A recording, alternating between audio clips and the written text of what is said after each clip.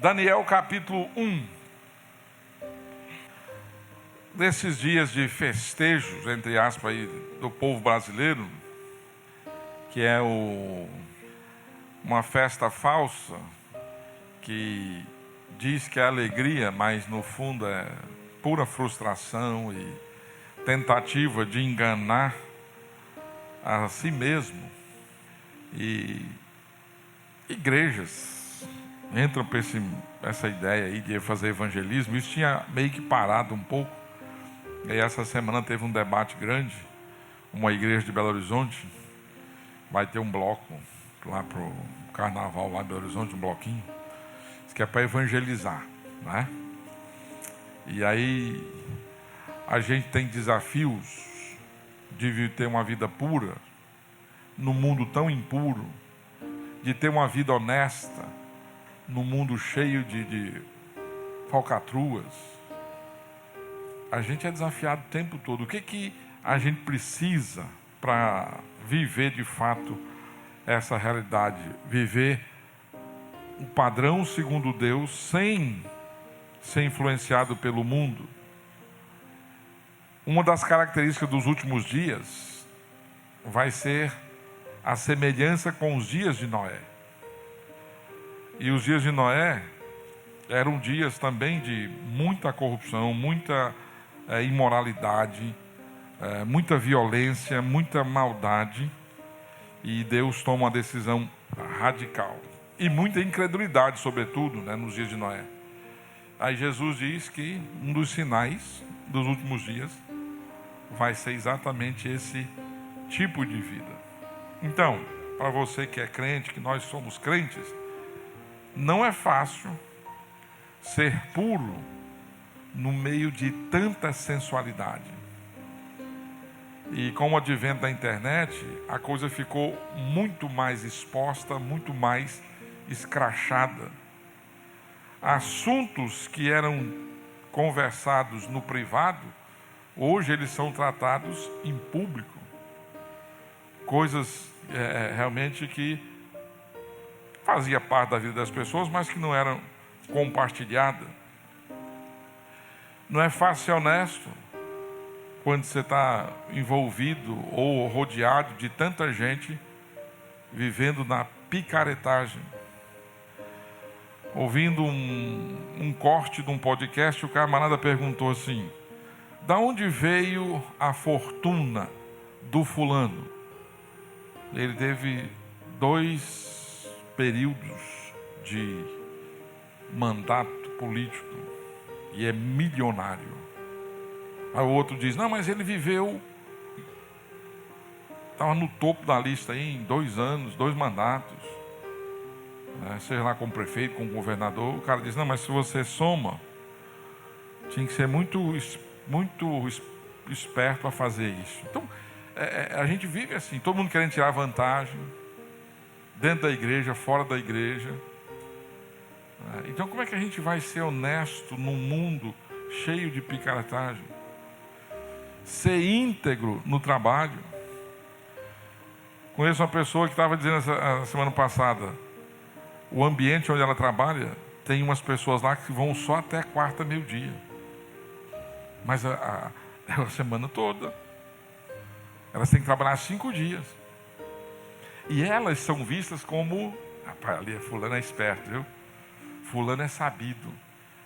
E você que cumpre o seu horário, que você não está fazendo nada além da sua obrigação, segunda, terça, quarta, quinta e sexta, você é puxa-saco demais. Você é puxa-saco. Então, assim, é um sistema que vai imprensando a gente.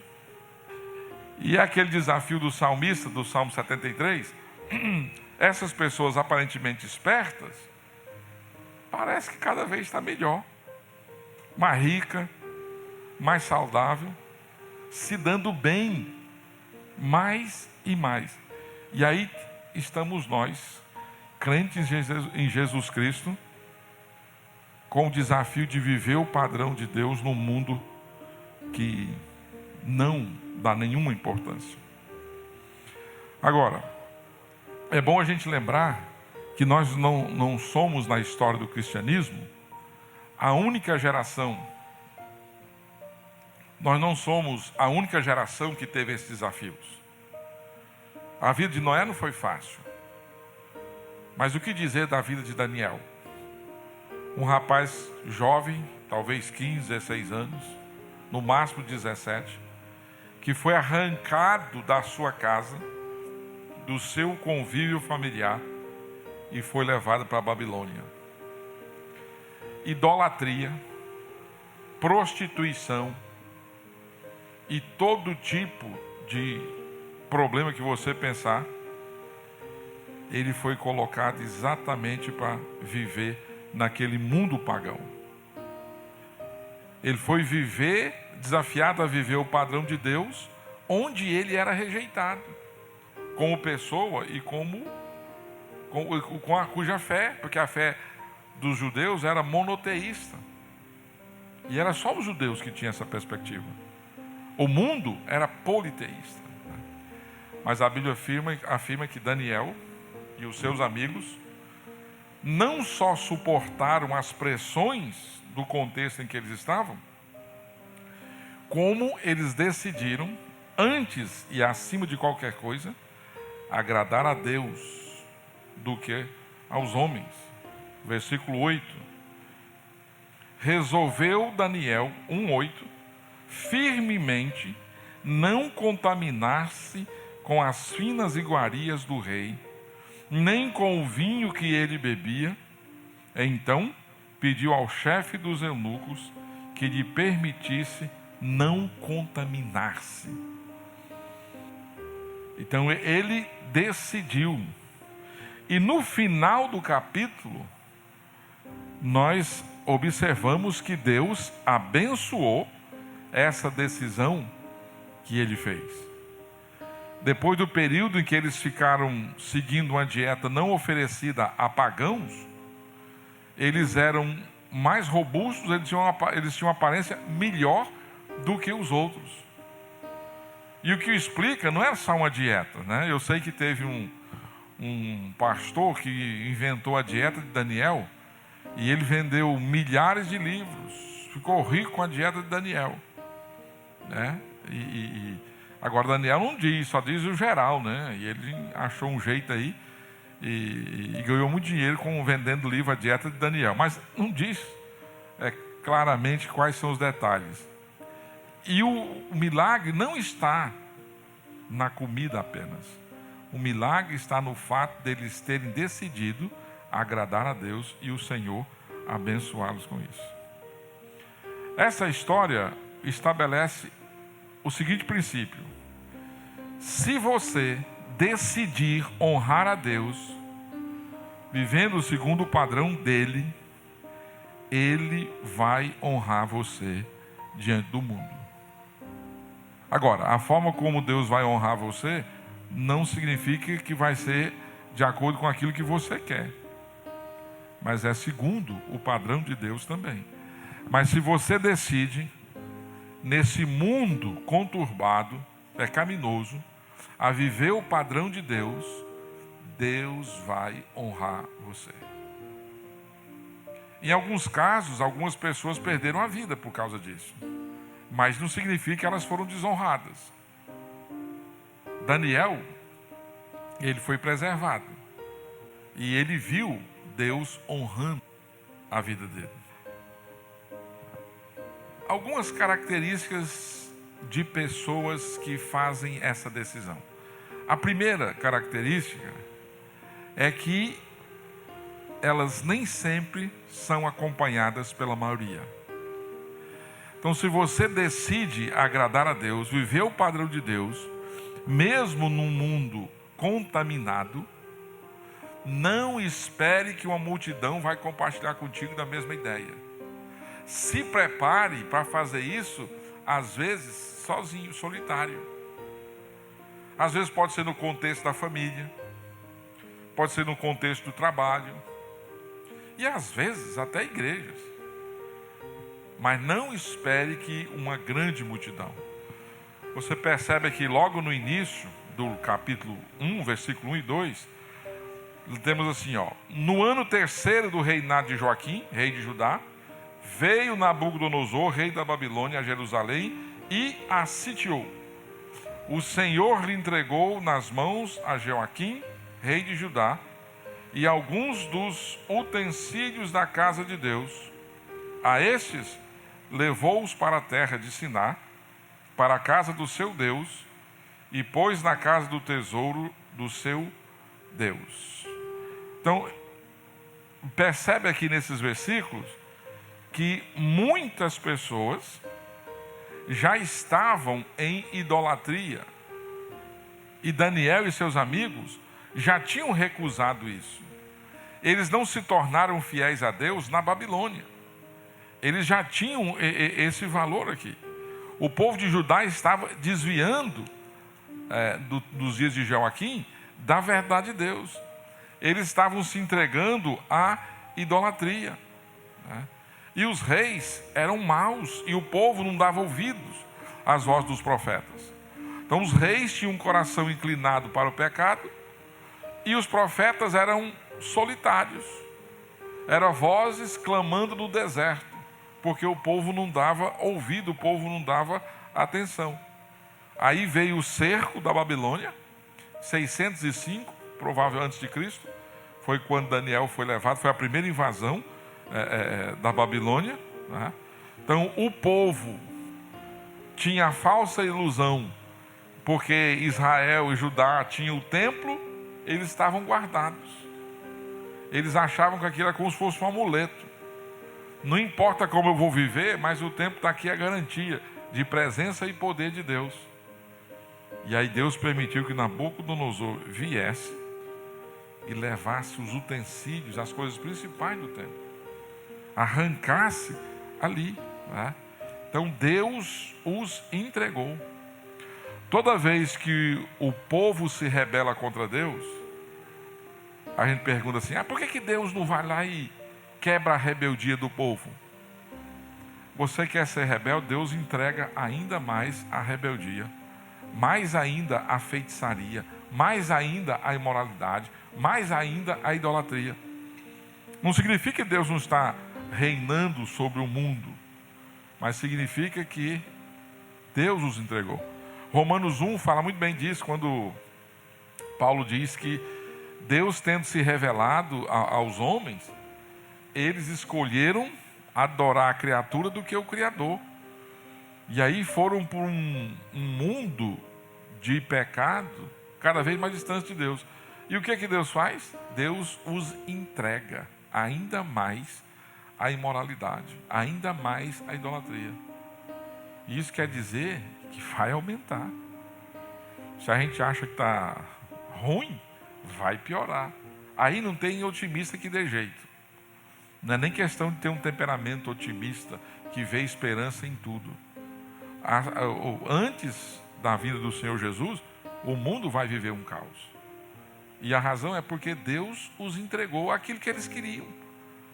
Então, já começa na própria realidade dele, de Judá, a idolatria. Mas Daniel parecia ser um jovem já com o coração voltado para o Senhor, né? Então o templo foi saqueado, foi roubado, os utensílios do templo foram levados para os deuses da Babilônia, para os templos dos deuses da Babilônia, e o povo estava pagando ali um preço muito alto. Por isso que você, quando vai ler Jeremias está vivo em 605, e ele escreve um livro chamado Lamentações, que é o choro dele, porque ele está vendo Jerusalém sendo destruída. Lá no capítulo 13, ele vai dar uma sacudida e vai dizer: não, para, eu vou trazer à memória aquilo que me dá esperança. Não vou ficar só me maltratando aqui com as minhas lembranças. Mas ele está triste, chorando, porque realmente o pecado tem um preço muito alto. A nação, né, sofreu. Daniel, porém, confiava no Senhor e continuou confiando, apesar de uma nação que afasta de Deus. Então, pessoas que tomam decisão de viver o padrão de Deus, nem sempre faz parte da maioria. Muitas vezes é uma vida solitária. Você pode ser um no seu ambiente de trabalho, você pode ser um na sua família, Você pode ser o único no lugar onde você mora. Mas esse é o desafio. Essa é uma marca. Não espere muita gente. Às vezes isso pode dar canseira, pode dar desânimo. Elias sentiu isso. Num determinado momento ele pensou que era o único em Israel que não tinha se dobrado a Baal. Ele fugiu depois da matança de 400 profetas.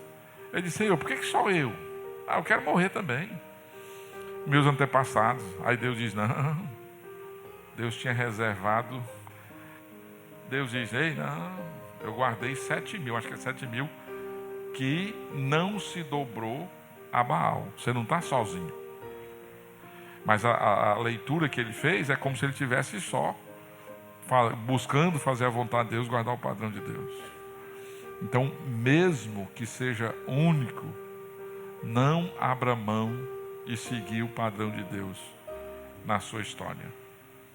Pessoas que decidem honrar a Deus, viver segundo o padrão de Deus, serão honradas por Deus. Agora, nem sempre são acompanhadas por outras pessoas. Uma outra coisa que eu posso destacar nesse capítulo 1 é que, geralmente, essas pessoas que tomam essa decisão, elas aprenderam a não serem amargas diante das circunstâncias da vida. Não é aquele tipo de pessoa que foi marcada negativamente em vários aspectos, em vários momentos da sua história, e elas não cultivam ao longo da sua caminhada amargura, ressentimento contra Deus. Porque se você vive amarrado, preso à sua história, às suas frustrações, às suas dores do passado, você não vai ter clareza para fazer a vontade de Deus. Daniel não permitiu que a dor pudesse arruinar a sua vida. Olha o versículo 17. Por uma questão de tempo, eu não li o capítulo todo, mas olha o versículo 17. Ora, a estes 4 jovens, Deus deu o conhecimento e a inteligência em toda a cultura e sabedoria. Mas a Daniel, Deus deu inteligência de todas as visões e sonho. Ou seja, ainda jovem, Daniel viu a sua família ser destruída. Nada é dito sobre os seus pais, nunca vai ser dito nada aqui. Seu nome foi trocado. O nome dele era Deus é meu juiz. Agora ele foi colocado o nome dele Príncipe de Bel, um deus pagão da Babilônia. Foi matriculado numa escola que ele jamais sonhou estudar. Foi viver num país que ele nunca quis nem visitar. No entanto, ele não perdeu a perspectiva. Foi levado para uma terra estranha, não tinha mais a sua pátria, era agora um exilado, não tinha terra, não tinha língua e nem tinha cultura. Tudo ficou para trás. E eles tinham a intenção de apagar aqui. Tudo aquilo que para ele foi considerado importante na sua história, foi jogado na lata do lixo. Foi levado cativo, sem liberdade, sem direito de escolhas. Agora, as pessoas que decidem viver o padrão de Deus e têm uma experiência como essa, às vezes tem dificuldade de lidar com isso. Porque a gente tem aquele raciocínio natural. Se eu sou fiel, se eu procuro fazer o bem, ora, nada de ruim devia acontecer a mim. Porque a gente insiste em trabalhar com Deus na base dos méritos, dos merecimentos. A gente acha que a bênção de Deus na nossa vida é fruto do merecimento. Mas não é, é graça. Então, mesmo as pessoas que decidem viver o padrão de Deus, elas estão sujeitas a pagar um preço alto por isso. Alguns na história pagaram com a própria vida. Morreram por causa de Cristo. Mas Daniel não se mostra amargo. Sabe por quê?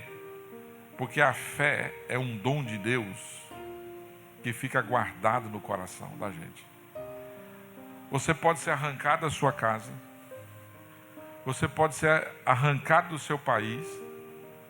Mas mesmo assim a sua fé continua lá. Ninguém pode tirar aquilo que você crê. Ninguém pode arrancar de você. Tirou de Daniel um monte de coisa, mas não destruiu a fé de Daniel. O templo foi saqueado, foi incendiado. Os tesouros foram levados para os reis da Babilônia. Os vasos e os jarros sagrados foram desonrados na Babilônia.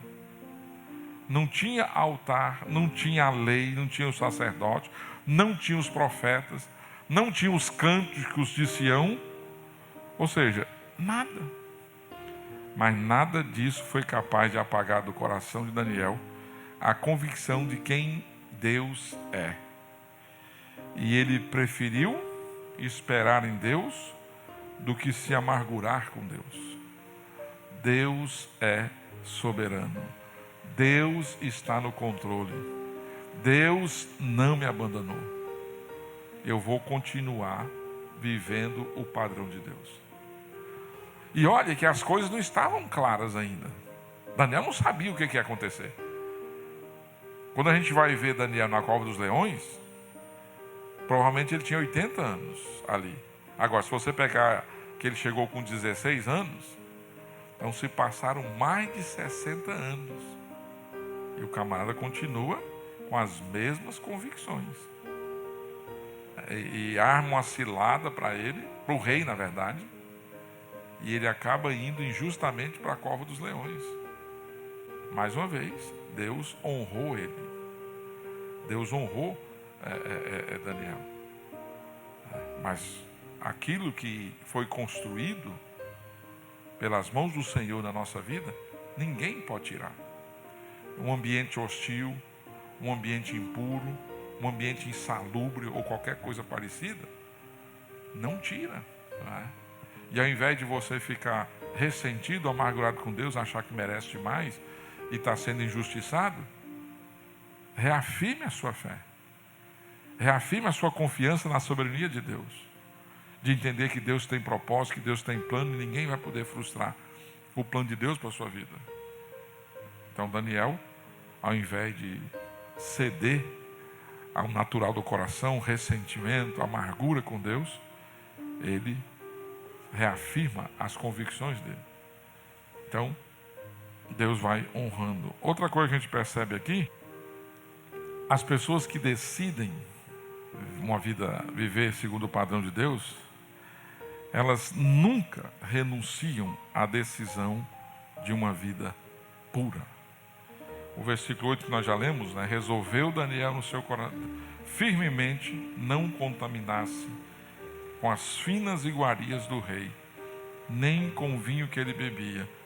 Então pediu o chefe dos eunucos que permitisse não contaminar-se. Olha só, ele podia ter se encantado com o que ele estava vendo lá. Bebida, comida. Rapaz, a coisa aqui é diferente. Porque o propósito do Nabucodonosor era pegar os melhores. E ele pegou os melhores. Porque ele queria ter uma elite abaixo da liderança dele. Né? E aqui a gente percebe Daniel não aceitando aquela comida que era preparada pelo rei. Né?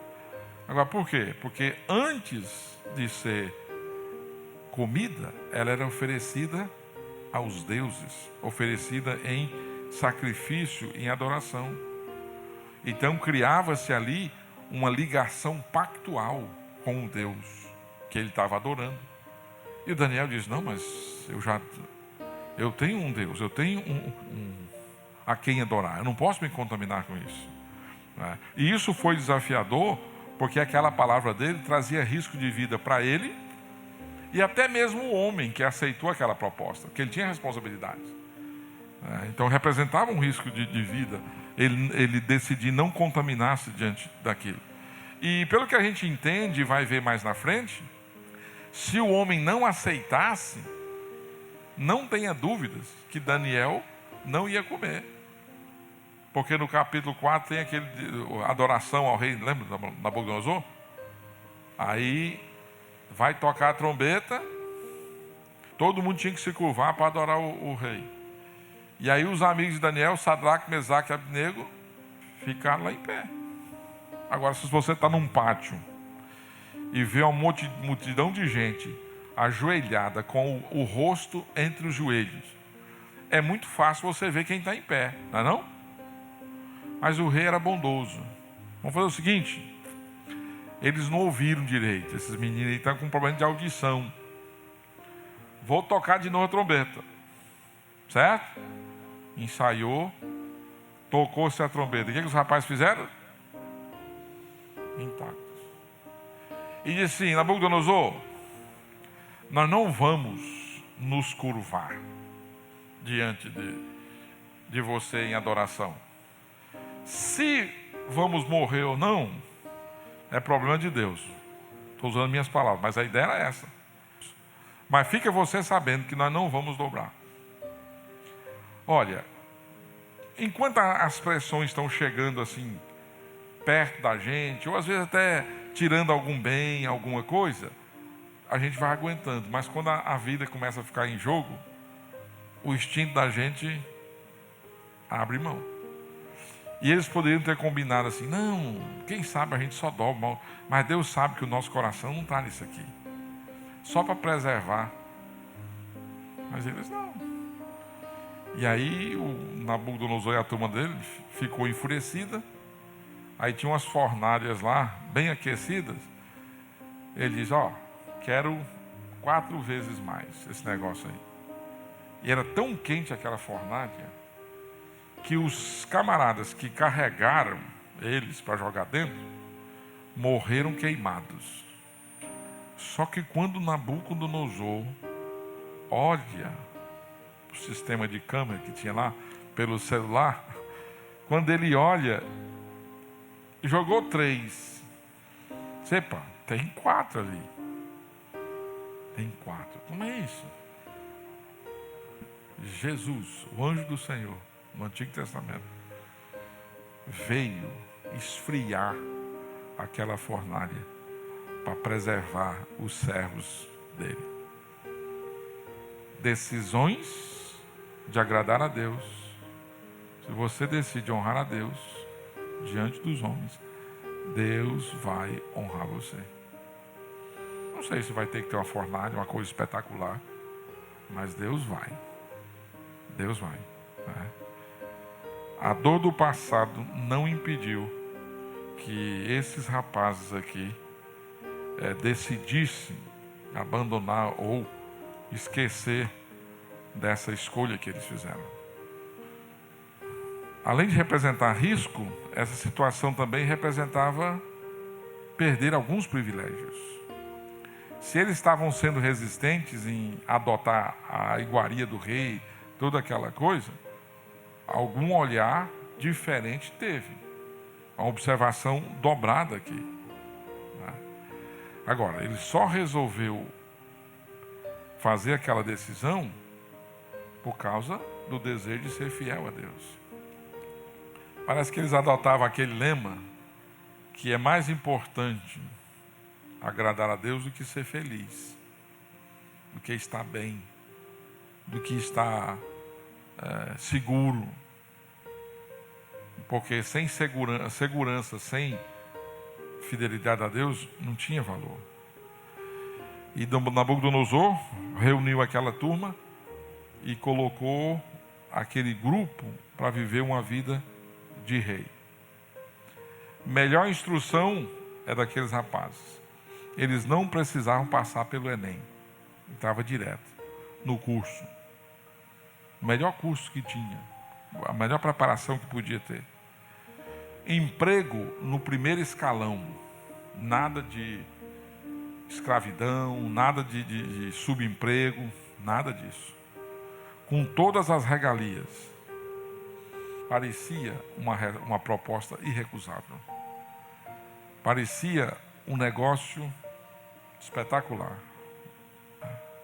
No entanto, eles estavam prontos a abrir mão disso para viver uma vida segundo o padrão de Deus. Precisamos tomar essa decisão. E eu diria mais, essa é uma decisão que a gente toma uma vez, mas a gente precisa estar relembrando quase que diariamente. Porque você vai ser desafiado todos os dias a agradar a Deus ou andar na onda do mundo aqui. Não é? Isso tem que se tornar um valor absoluto para a gente. Confiar que realmente o Senhor vai honrar a nossa decisão.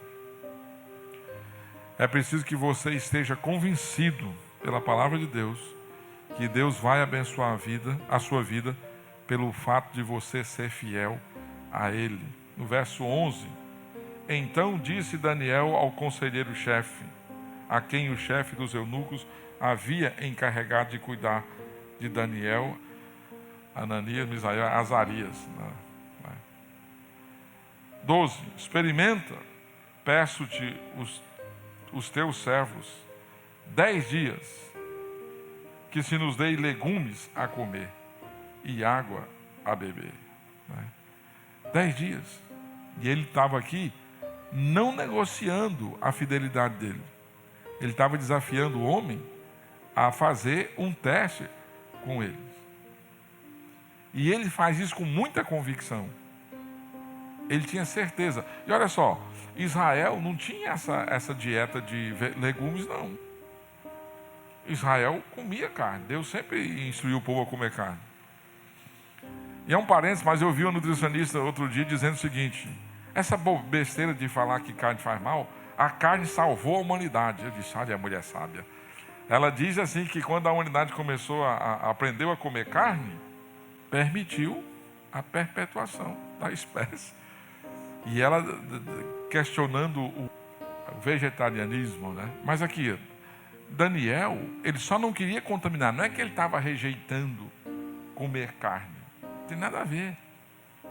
Eles já comiam, Deus já tinha autorizado há muito tempo, fazia parte da dieta deles. Não tinha nenhum problema. Algumas carnes sim, tinha restrição. Mas fazia parte. Aqui ele diz, olha, vamos fazer um teste. Legumes e água. Essa é a dieta de Daniel, que o pastor ficou milionário. Porque ele descobriu aqui, ele fez um cardápio legal, inventou 40 dias, criou 40 dias, ele organizou, ele trabalhou, ele não foi, mas ele usou. E fez lá deve ter conversado com o nutricionista, fez lá uma escala de legumes e água. 40 dias você está fininho. Agora não tem carne não tem proteína não. Esse livro está na internet, você pode comprar esse livro ainda, foi traduzido para o português, né? Tá certo aí. Mas o que acontece aqui é essa firmeza nos valores de Deus. Ele não está negociando, ele está fazendo uma proposta, um teste, que revela de fato a convicção que ele tem.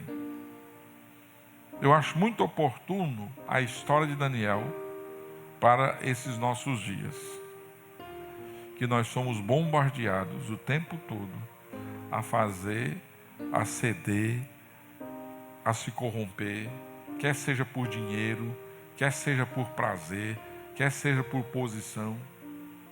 Todo dia, todos os dias, a gente é desafiado a viver o padrão de Deus.